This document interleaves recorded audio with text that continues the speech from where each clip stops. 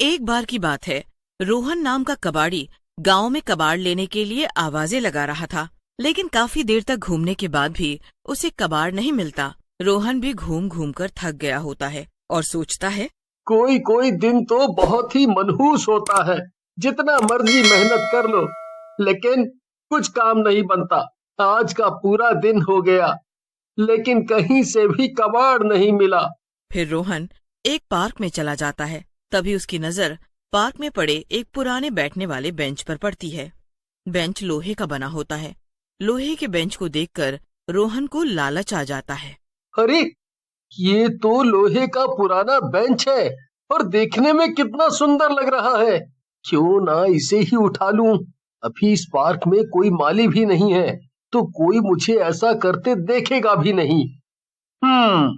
ऐसा सोचकर रोहन उस बेंच को उठाकर अपने ठेले में रख लेता है और वहां से चला जाता है। रोहन के जाने के बाद वहां एक चुड़ैल आती है और बेंच को वहां ना पाकर गुस्से में बोलती है, ये मेरे बैठने के बेंच को कौन दुष्ट उठा कर ले गया? मैं इसे नहीं छोड़ूंगी। मेरा बेंच चोरी किया। फिर चुड़ैल बेंच की तलाश में निकल जाती है। उधर रोहन बेंच को एक बड़े कबाड़ी वाला, जिसका नाम दिनेश होता है, उसे बेच देता है। अरे रोहन, बहुत खूबसूरत बेंच है। कहाँ से लाए?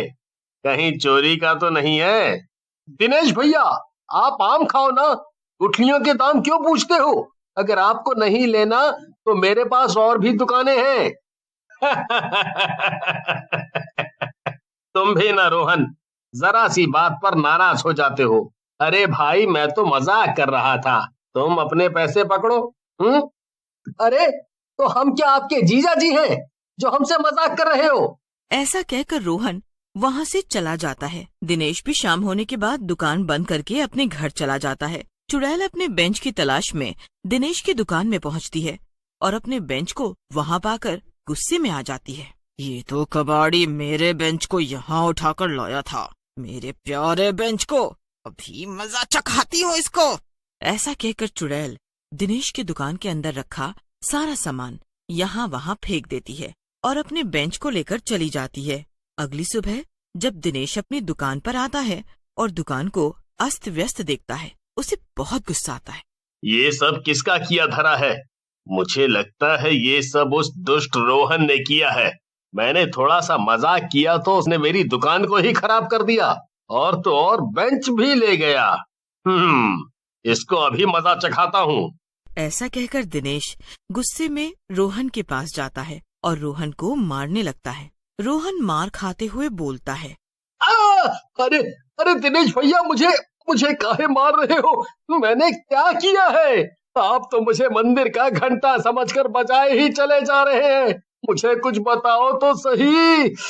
कल तुझसे जरा सा मजाक क्या कर दिया दुष्ट? तू बदला लेने पर उतर आया। आज मैं तेरी टांगे तोड़कर ही दम लूंगा।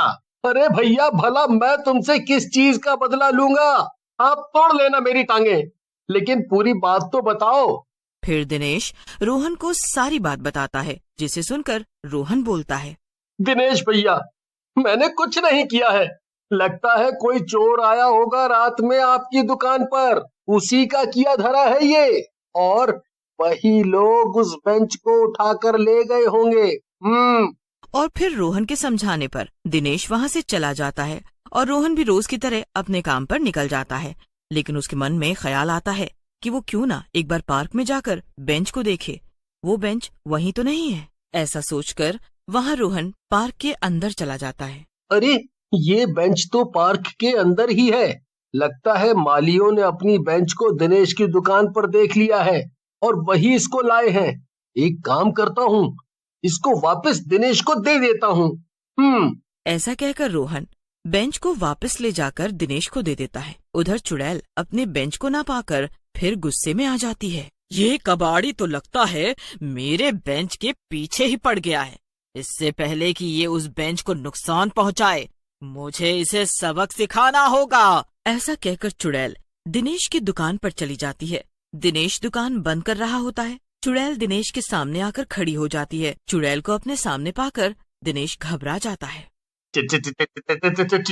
चुड़ैल, चुड़ैल जी, आप यहाँ क्यों आई हो? मैंने तो कुछ नहीं किया। क्या बात है? रोज रोज मेरा प्यारा डिजाइनर बेंच चोरी करके ले जाता है और कहता है कुछ नहीं किया। ऐसा मजा चखाऊंगी कि तू चोरी करना ही भूल जाएगा। हाँ।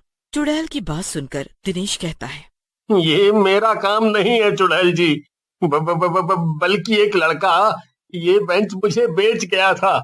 अगर ये आपका बेंच है तो ले जाओ। हाँ, ले जाओ इसको। लेकिन मुझे जाने दो, मुझे जाने दो। लेकिन चुड़ैल दिनेश की कोई बात नहीं सुनती और दिनेश को मार कर खा जाती है और अपने बेंच को अपने साथ ले जाती है। अगली सुबह रोहन को दिनेश की मौत की खबर मिलती है। रोहन दिनेश की दुकान पर जाता है। अरे, ये सब कैसे हो गया? कल तक तो सब ठीक था। एक रात में दिनेश को कौन मार गया? और वो पुराना बेंच भी गायब है। पता नहीं ये सब क्या हो रहा है। रोहन दुखी मन से अपने घर लौट आता है। तभी उसे अपने घर के बाहर वही बेंच पड़ा हुआ मिलता है। ये देखकर रोहन घबरा जाता है। फिर रोहन उस चुड़ैल की बेंच को घर के अंदर रख देता है और अपने कमरे में जाकर सो जाता है। रात में चुड़ैल उस बेंच में से बाहर निकलती है। तो ये उस असली चोर का घर है जो बार बार मेरे प्यारे बेंच को चुरा रहा था। आज इसको मजा चखाती हूँ। ऐसा कहकर चुड़ैल सोते हुए रोहन की छाती पर अपने नाखूनों से निशान बना देती है। अगली सुबह रोहन की पत्नी रेखा उसकी छाती देखती है और बोलती है, ये सब क्या है? तुम्हारी छाती पर ये निशान कैसे? क्या कर रहे हो? ये सब बताओ मुझे, नहीं तो तुम्हारा जीना मुश्किल कर दूंगी। रेखा की बात सुनकर रोहन अपनी छाती देखता है और बोलता है, मुझे नहीं पता रेखा, ये सब क्या है और ये निशान कहाँ से आए हैं? मैं तो कल रात अपने कमरे में तुम्हारे साथ ही तो था। देखो जी, ये सब मन बहलाने वाली बातें किसी और को बताना तुम। कोई तुम्हारी छाती पर नाखून मार गया और तुम्हें पता ही नहीं चला। मैं बेवकूफ हूँ या तुम ज्यादा समझदार हो? रेखा और रोहन लड़ रहे होते हैं। तभी उनकी बेटी सपना आ जाती है और बेंच पर बैठते हुए बोलती है, अरे आप दोनों लड़ो मत, जब देखो लड़ते ही रहते हो। पिताजी, आप ये बेंच कहाँ से लाए हो? ये तो बहुत खूबसूरत है। सपना को बेंच पर बैठते देख रोहन घबरा जाता है और बोलता है, अरे सपना, सपना, उस बेंच पर मत बैठो, उठ जाओ, मैं तुम्हें बताता हूँ। लेकिन इससे पहले सपना उठती, वो बेंच सपना को अपने अंदर खींच लेता है। ये सब देखकर रेखा और रोहन की आंखें फटी की फटी रह जाती हैं। रेखा और रोहन रोने लगते हैं। रोहन, ये सब क्या है? इस खूनी बेंच को तुम यहाँ क्यों लेकर आए हो? क्या है इस बेंच का राज? रेखा को यूं रोते देख रोहन कहता है, तुम रो मत रेखा, ये सब मेरी वजह से हो रहा है। मैंने ही पैसे के लालच में इस बेंच को पार्क से चुराया था। फिर रोहन रेखा को पूरी बात बताता है, जिसे सुनकर रेखा रोहन से कहती है, मुझे लगता है ये बेंच कोई भूतिया बेंच है। इससे पहले कुछ और गड़बड़ हो, इस बेंच को हमें वहीं रखकर आ जाना चाहिए। रेखा की बात सुनकर रोहन बेंच उठाने लगता है, लेकिन तभी वहाँ चुड़ैल आ जाती है। कहाँ ले जा रहे हो इस बेंच को? तुम ही तो इस बेंच को अपने पास रखना चाहते थे ना? मैं तो खुद ही ले आई तुम्हारे लिए अपने इस प्यारे प्यारे बेंच को। चुड़ैल को वहाँ देखकर रोहन और रेखा घबरा जाते हैं। रेखा डरते डरते बोलती है, चुड़ैल जी, हमसे गलती हो गई है, हमें माफ कर दो। मेरे पति पैसों के लालच में आ गए थे। हम आपके बेंच को वहीं वापस रख देंगे, हमें माफ कर दो। लेकिन चुड़ैल रेखा को जोर से धक्का देती है। रेखा दूर जाकर गिरती है। अब गलती की है तो इसका दंड भी भुगतना पड़ेगा। अब तुम सबको जान से मार कर ही मैं यहाँ से जाऊंगी। रेखा को चोट लगी देख रोहन गुस्से में आ जाता है और बेंच को तोड़ डालता है। बेंच के तोड़ते ही रोहन की बेटी सपना वहाँ वापस आ जाती है और चुड़ैल जलने लगती है। दुष्ट, तूने ये क्या किया? इस बेंच में मेरी सारी शक्तियाँ और जान थी, इसे तोड़कर तूने मुझे मार डाला। थोड़ी ही देर में चुड़ैल पूरी तरह जल जाती है।